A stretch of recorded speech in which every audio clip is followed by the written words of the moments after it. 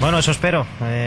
La intención es volver cuanto primero mejor. Lo que pasa que las condiciones económicas pues no son las idóneas en este momento y tendremos que esperar a reparar.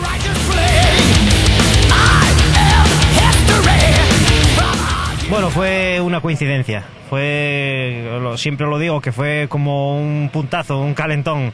Me acuerdo que hace 4 años fui a ver un rally de Madrid y allí vi un Forescore MK1, el de Gonzalo Rico. Y me sorprendió lo rápidos que eran esos coches.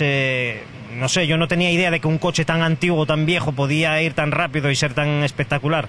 Y entonces, pues a partir de ahí, a la semana siguiente ya tenía un Forescore en mi casa y la demás historia ya la conocéis. Ya volvimos a las carreras, pero con un coche antiguo.